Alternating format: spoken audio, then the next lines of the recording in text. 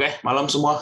Welcome to market review bulan Agustus dan prediksi September. Dan hari ini kita kupas tuntas mengenai waran. Kalau kemarin di live ada bahas waran sedikit mengenai waran terstruktur. Sorry, suara gua jelas nggak ya? Suara gua keras nggak? Coba di info. Jelas, aman. Oke. Nah, kalau kemarin kita ada bahas mengenai waran terstruktur, kali ini kita bahas semua waran. Ya, jadi benar-benar semua waran. Nggak cuma waran terstruktur, tapi juga waran-waran biasa yang ada di market. Dan bedanya itu apa? Dan gimana sih cara cuan dari waran terstruktur dan juga cara cari cuan di waran? Balik lagi, ya kenapa gue mau bahas waran? Karena menurut gue, ntar kalau waran terstruktur udah mulai rilis di market, itu bisa jadi bakal jadi lebih rame daripada sahamnya. Gitu. Oke? Teman-teman yang mau share di Instagram, silakan. Kayak biasa, di Instagram, bentar. Oke, di Instagram, YouTube, TikTok juga kayaknya mau dijalanin lagi, cuma lagi nyari waktunya. Oke, prediksi Agustus kemarin, prediksi yang kedua yang terjadi, tapi bedanya dari sini dia naiknya lebih kenceng ke sini, daerah sini, ya, terus mulai turun. Nah, yang penurunan ini belum terjadi nih. Yang penurunan nomor 2 ini, yang turun ke bawah ini belum terjadi nih. Ini yang menjadi hal yang agak bahaya untuk market kita bulan depan sebenarnya. Kenapa? Karena penurunan inilah yang dibutuhkan untuk IHSG bisa break daerah sini. 7.200 sampai 7.300. Nah, cuma permasalahannya kan belum di break nih. Dan kalau dalam market kita tuh begini konsepnya. Kalau mau naik, ya, kalau IHSG mau naik, maka otomatis harus ada penurunan sedikit baru bisa naik lebih kuat. Kenapa? Karena di sini tuh masa-masa powernya ditambahkan. Jadi anggapan kita main game, ini tuh masa-masa cari power ya, cari tenaga supaya bisa naik lebih kenceng. Makanya ini kenapa daerah sini tuh berat. Kalau kalian perhatiin. Daerah sini tuh berat banget. Nah, terbukti terjadi di sini. Daerah sini tuh udah mau dilewatin berapa kali? 7.200. Nggak pernah berhasil. Dan kalau kalian rajin lihat market, rajin lihat harga penutupan pas closing, itu bakal kelihatan bahwa di sini itu banyak kenaikannya di ujungnya kayak gini. Ini banyak rata-rata tuh ditarik oleh saham-saham yang besar. Salah satunya adalah Goto. Ya, banyak penarikan di sini. Nah, makanya nggak kuat naiknya. Kenapa nggak kuat? Ya karena kalau mau naik, jangan Gotonya yang naik. Gotonya boleh naik, tapi jangan terlalu signifikan. Yang naiknya harus yang lain. Ini selalu gue mention dari dulu. Goto itu nggak boleh jadi salah satu pengerek IHSG. Goto boleh membantu, tapi nggak boleh menjadi mayoritas. Harus bareng-bareng kalau mau naik. Nah, tapi bulan ini ada hal yang bagus. Yang menarik dari sini adalah net foreign buy di pasar reguler ada 11 T. Berarti artinya apa? Ya, asing itu masih masuk atau udah mulai masuk balik ke market saham kita. Itu sebuah hal yang positif. Oke, ini kenapa all marketnya cuma 5T, tapi ini 11T, karena ada tender offer dari Tebik sebesar 8T. Dan segala macamnya di pasar nego. Nah, maka dari itu ini sebenarnya suatu hal yang positif banget buat IHSG, karena balik lagi, kalau IHSG kita mau naik, atau market mau naik, IHSG kita harus dimasuki oleh asing. Kenapa? Karena dana lokal kita belum kuat. Ini kuat, tapi ya masih powernya cuma dikit. Gitu. Oke, nah terus secara sebulan IHSG udah naik 3,28%, which is lumayan tinggi untuk sebulan. Jadi ya hal yang kurang baik sebenarnya gitu.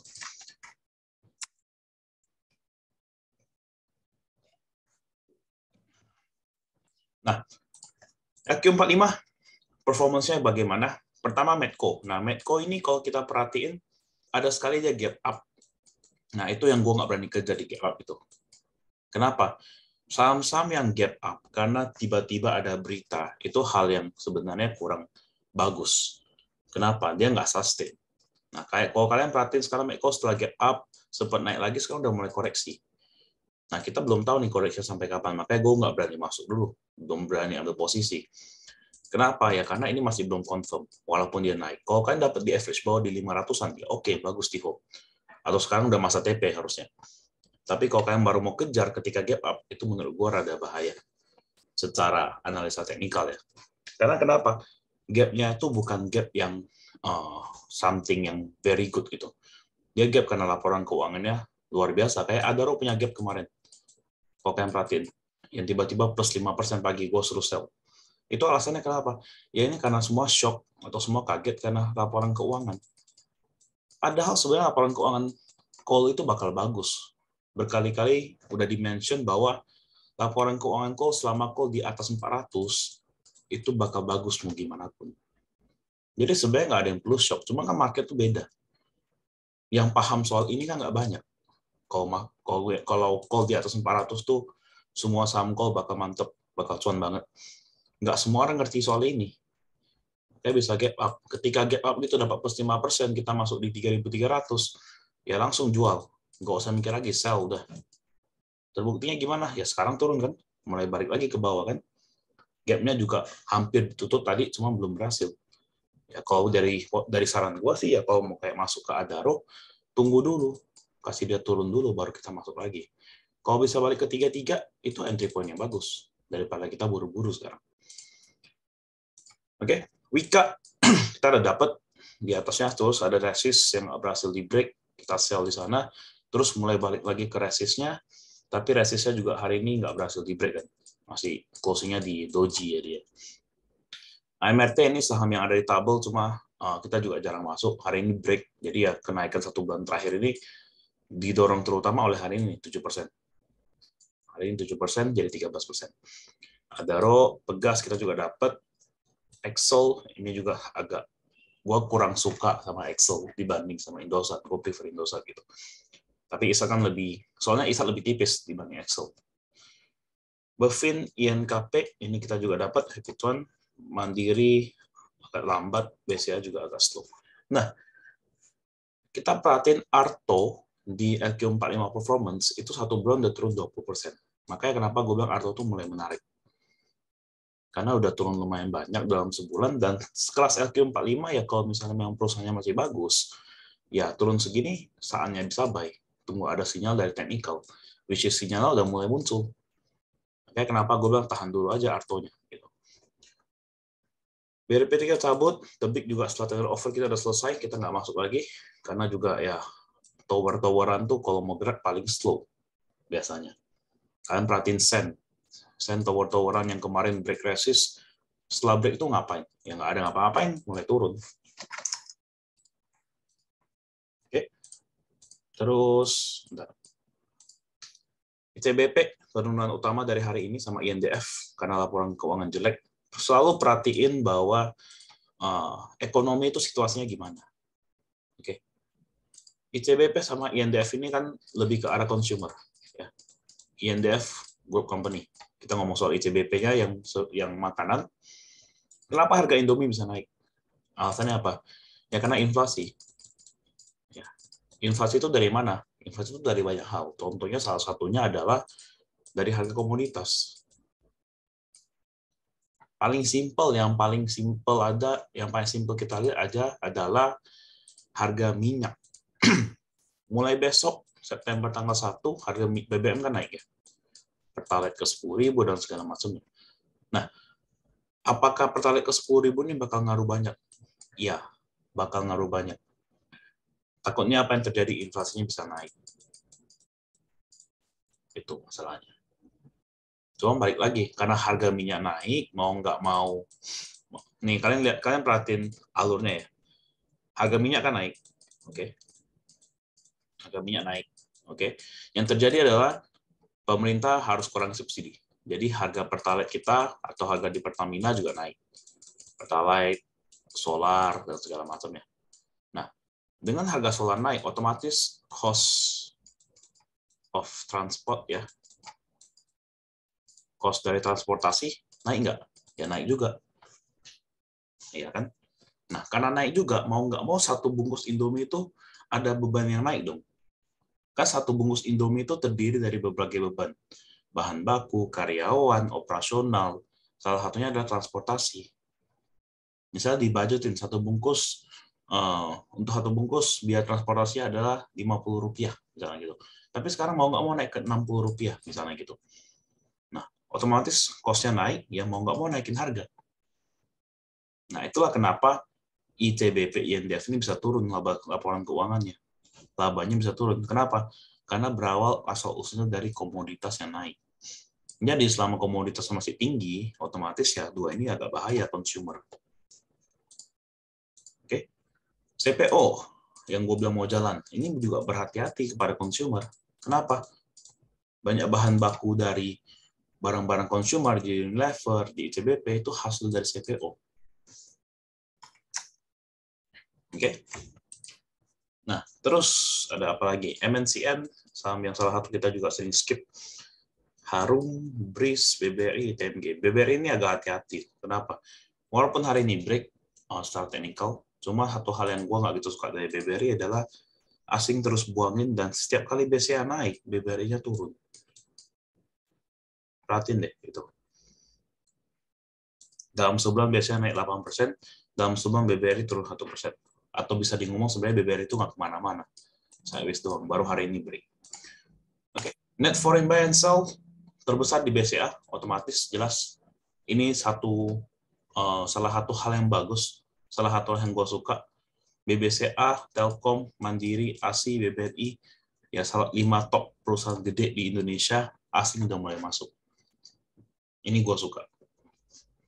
Nah, AMRT, Unilever, dan segala macamnya ya biasa-biasa aja. Nah, pembuangan juga nggak gitu besar. Terbesar cuma di BBRI. Itu doang. Nah, cuma kan BBRI kalian perhatiin, ada reason atau ada alasan kenapa BBRI ini nggak naik, atau dikasih sideways, atau bahkan bisa turun. Kenapa? Kalian perhatiin berita yang gua kirim sekitar kemarin atau 2 hari lalu, gua lupa, yang mengenai buyback-nya BBRI. Apa sih bagusnya buyback? Ketika sebuah perusahaan di buyback, artinya owner percaya dengan kinerjanya ke depannya. Jadi nggak ada yang namanya buyback jelek, nggak ada. Buyback itu selalu bagus.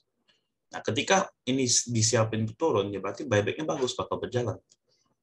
Jadi ini sebuah pembuangan dari asing yang bakal dibeli lagi sama owner atau sama negara kita, ya ini sebagai good view, good point.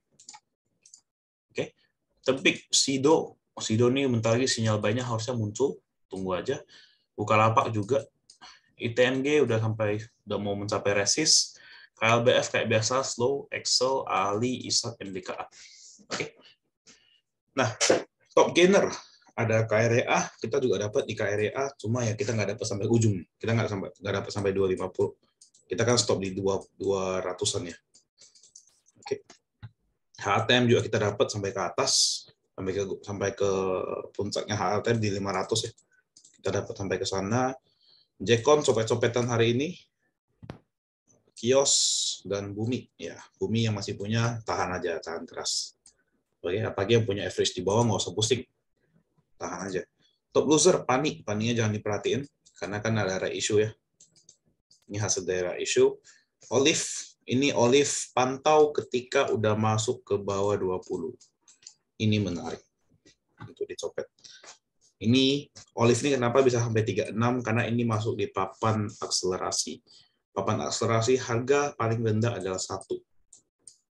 Oke, cuma so far di Indonesia secara sejarah belum ada yang sampai ke 1. Mungkin Olive mau jadi yang pertama. Oke, nanti kalau udah 1 pasti heboh di Instagram, kalian perhatiin aja. Karena itu pecah rekor. Cuma di sanalah kalau kalian mau masuk titip misalnya 5 juta, ya menarik karena 1 ke 2 aja udah 100%, ya kan? Itu antara cuan luber atau hilang. Udah kayak waran jadinya. Oke, UFOE nomor 3, ASA dan LEN. Nah, ini juga biasa aja, nggak gitu menarik. Oke, corporate action nggak ada yang terlalu menarik buat ini, cuma ada 2 yang gue pantau. Yang pertama GMFI.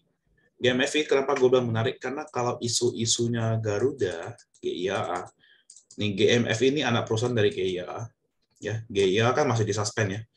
Jadi ketika Garuda ini dibuka suspendnya, ini ada kemungkinan ada suatu pembahasan yang menarik. Oke. Papa Astrasi kan plus 10%, min 10% pada saat harganya ke 9, mau turun ke 8, jadi turun 11% dong. Betul juga. Belum pernah cek, karena belum pernah kejadian. Jadi gue juga kurang tahu. Mungkin ntar ada peraturannya atau di suspend atau gimana, kita nggak tahu. Gue kurang tahu juga. Soalnya kan selama ini yang Papa Astrasi paling rendah cuma sampai ke 30-an. Yang sampai ke di bawah 10 itu belum pernah. Gitu.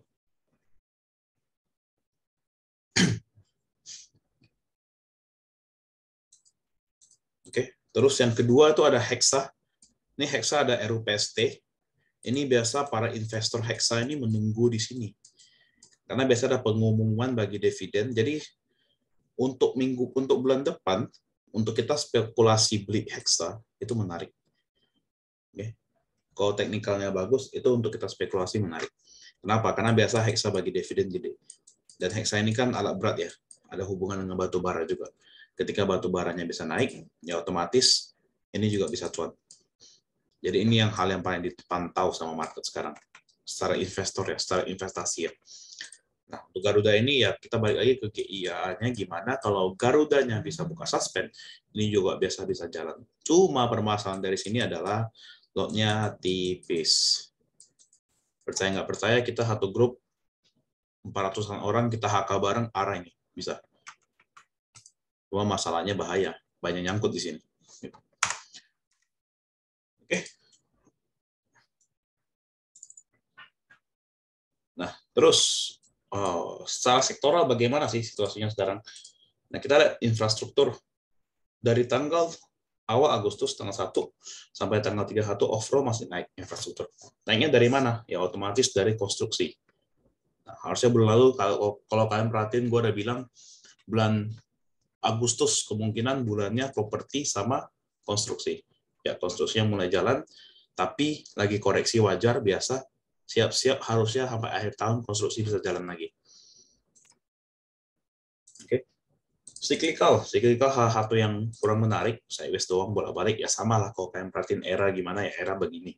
Bolak-balik doang. Yang sering tanya era, ya kalian tahu gue nggak gitu suka sama era. Kenapa? Ya era geraknya kayak begini. Gerakannya era tuh begini. Sideways doang bolak-balik. Non cyclical, ini sideways, hitungannya sideways, cuma ada rebound dari CPO, rebound dari Unilever, ini mulai turun.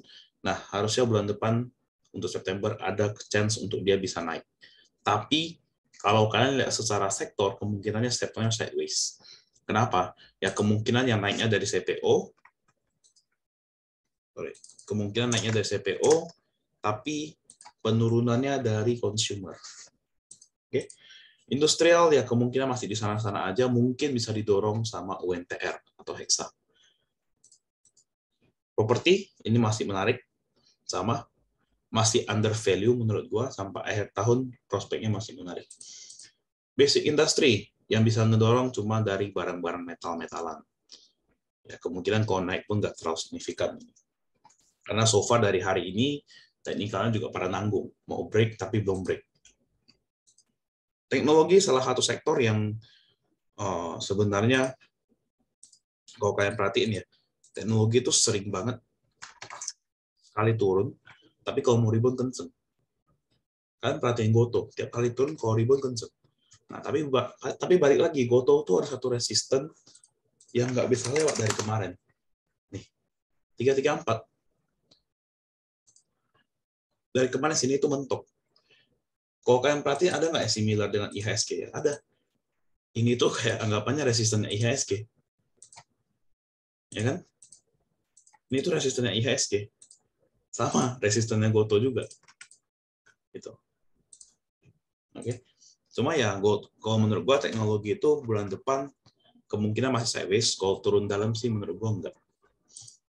Finance kalau misalnya bulan depan sesuai prediksi adalah turun, ya otomatis finance-nya juga turun. Tapi turunnya juga nggak terlalu signifikan. Nah, kenapa gue bisa bilang gitu? Perhatiin BBCA, ini udah mulai ke arah resistennya. 8.300. Oke. Pasti lebih mending dia turun sekarang, nanti Oktober, November mulai naik lagi, lebih enak begitu. Healthcare ini mulai rebound kecil. Perhatiin kalau misalnya ini bisa naik lagi, harusnya saham-saham healthcare mulai menarik.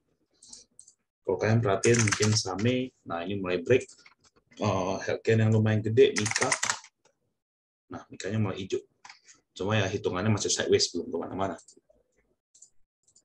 Transportasi masih turun. Menurut gue belum menarik. Transportasi pantau lagi di mulai menjelang akhir tahun. Berarti sekitar bulan November, Oktober akhir itu mulai menarik.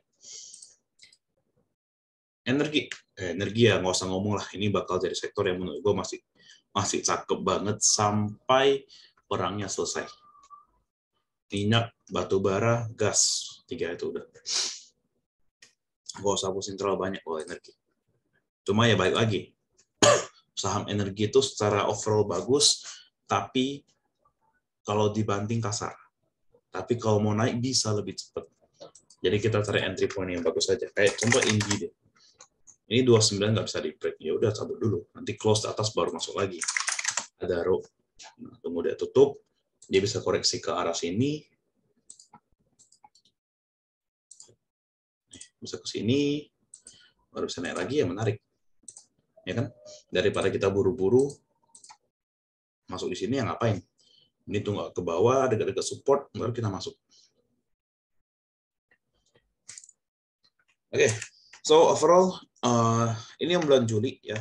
So far benar, energinya naik, basic juga ada sempat naik, properti naik, infrastruktur konstruksi naik, medium itu berarti sideways ya, non-cyclical sideways, industrial sideways, finance juga kemana-mana, cyclical paling nggak kemana-mana, hobi, low, healthcare nggak ada gitu naik, baru naik hari ini dari Mika, transportasi turun, dan teknologi juga overall masih turun. Untuk bulan depan, ini ada yang double nih. Sorry, ini hapus. Ini ada yang double, sorry. Nah, untuk bulan depan, kemungkinan menurut gue yang chance-nya masih kecil adalah, ini kok di sini.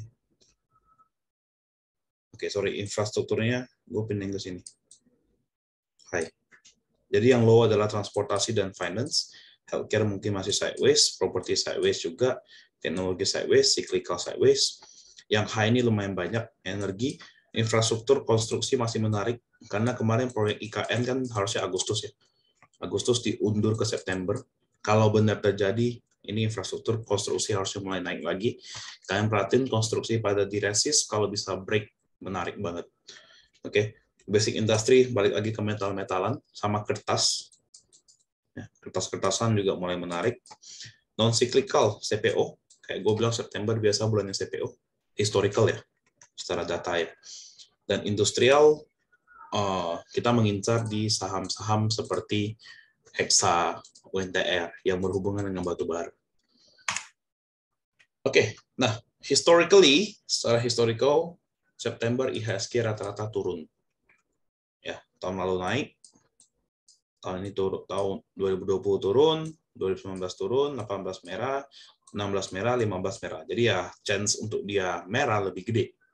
Oke. Jadi menurut gua gimana? Apakah IHSG bakal merah atau bakal hijau? Nah, gua ada gambar 2 skenario ya yang bakal terjadi di IHSG. Kenapa ada skenario 1 sama 2? Nah, kalau skenario 1, IHSG kan hari ini kan ditarik ya. Hari ini tarik naik, ada chance besok gap up, tapi closingnya merah. Jadi kayak begini. Kayak begini, atau kayak begini. Ya. Nah, tarik turun, ke support, terus ada mantul. Nah, habis itu setelah tanggal 9 mulai turun lagi. Sampai ke level 6980. Oke. Nah, setelah menyentuh 6980, karena semua orang tahu ini supportnya, kemungkinan bisa rebound ngetes. Baru menjelang akhir bulan, IHSG bisa drop ke level 6850. Nah, kalau berhasil ini, menurut gua ini adalah menjadi penurunan IHSG yang paling terakhir di tahun ini. Kalau berhasil yang skenario 1. Terus setelah itu mulai rebound, baru mulai break. Kalau dari sini dia sempat ke 6850, menurut gua chance dia break 7300 lebih kuat. Oke. Nah, skenario 2, apa yang terjadi? IHSG naik karena ditarik, naik sempat break resist 7200. Oke, jadi semua orang pada heboh, pada euforia, pada senang, wah IHSG break, IHSG break. Nah, tapi setelah break diturunin. Dan break ini dibantu oleh Goto. Oke. Setelah break diturunin, sempat rebound, terus turun lagi. Jadi batas penurunan sampai tanggal 26 adalah di level 6980. Oke, itu dua skenario. Menurut gua mana yang bakal terjadi? Kalau dari gua, otak berkata satu, hati berkata dua. Karena gua ada feeling-feeling kayak ditarik-tarik gini tuh ada feeling-feeling bakal di prank kita. Bakal dibikin break, wah semua pada heboh, terus diturunin. Itu menurut gua. Cuma ini dua skenario yang menurut gua bisa terjadi di IHSG. Angkanya ini angka pentingnya. 6980 sama 6850. Oke, catat. Oke, so itu aja untuk market review. Overall Agustus menurut gua marketnya lumayan bagus. Kita lumayan dapat beberapa saham yang lumayan signifikan ya. Terutama kita banyak main di IPO, IPO-an lumayan kenceng. Dan juga Bumi, salah satu saham yang bikin kita lumayan menarik ya. Dan sampai sekarang menurut gua Bumi pun masih menarik gitu. Screen-nya di presenter view. Kenapa nggak ada yang kasih tahu ya? Oke. Oke. Jadi prediksinya adalah still September menurut gua baru turun. Ya. Menurut gua prediksi gua September itu turun. IHSG bakal drop. Berarti SMDR baru menarik pas akhir tahun. Ya, kalau ngomong menarik gini ya, kita ngomong menarik itu dalam segi sektor. Kalau ngomong saham, ya kapanpun setiap saham bisa menarik. Kan tergantung siapa bandarnya. Kalau bandarnya gue mau naikin sekarang, ya bisa naik sekarang. Nah, cuma balik lagi, ketika seseorang mau naikin saham, tapi berbeda dengan sektornya, itu agak sulit. Nah, sektor transportasi itu cenderung sering naik akhir tahun, sampai awal tahun, biasa gitu. Sampai masa-masa Imlek itu menjelang. Nah, jadi apakah SMDR sekarang jelek? Ya, kalau menurut gua SMDR masih bagus-bagus aja secara teknikal. Nah, ini kan baru break kemarin. Higher high. Ini koreksi juga pas koreksinya. Ya masih menarik sebenarnya. Gitu. Ini juga kalau kalian tarik garis, ya, downtrendnya di break juga. Nah, tapi secara sektoral, secara overall, biasanya transportasi naik di akhir tahun. Oke?